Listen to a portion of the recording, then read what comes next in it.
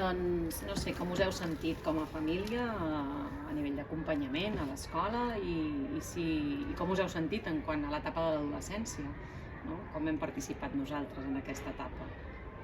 Doncs he de dir que la nostra experiència com a mare, com a família, ha estat més que positiva. Nosaltres tenim a la nostra filla aquí des dels 3 anyets i han sigut uns anys que han anat passant. La veritat és que sense cap problema, la nena ha superat ben adaptada a l'escola, atencions constants, tutors sempre pendents de la seva evolució, tot el professorat, totes les persones que treballen a l'escola.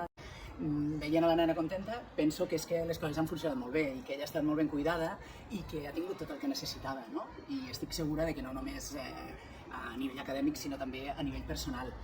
I després, quan ha arribat aquesta època més difícil de l'adolescència, jo he de dir que no hem tingut especialment problemes amb la nostra filla en aquesta etapa. És una nena que dedica moltes hores a l'esport, moltes hores, i això, que podia ser un problema afegit, perquè ja posant-se en un primer, segon de batxillerat, podia ser un problema, perquè són anys difícils com a persona i anys difícils acadèmicament.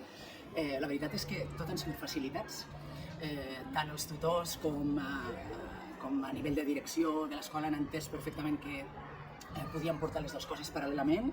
Si ha necessitat que se li canviï un examen de data perquè li ha coincidit amb un campionat o perquè no s'hi ha pogut dedicar perquè ha tingut entrenaments especials, ho ha tingut.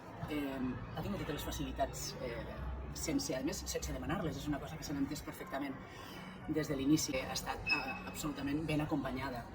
I nosaltres, com a família, també, perquè si les coses funcionen bé en ella, doncs a nosaltres també, no? Nosaltres encantats. Hi ha moltes coses que diria que penso que són molt bones que ens ha oferit aquesta escola. Una d'elles és, en aquesta època tan difícil de l'adolescència, xerrades. Ens han oferit la possibilitat d'assistir a xerrades per tractar temes que són importantíssims en aquestes edats i que a vegades a casa costa molt de tractar, i hem tingut la possibilitat de compartir amb especialistes, amb gent especialitzada en aquests temes, no? Gent experta en aquests temes, i tot això penso que també ha sigut molt, molt positiu, i la veritat és que ha sigut una experiència fabulosa. No tenim res a dir negatiu en aquesta escola, en tot aquest temps que portem, tant des de primària, secundària com al batxillerat.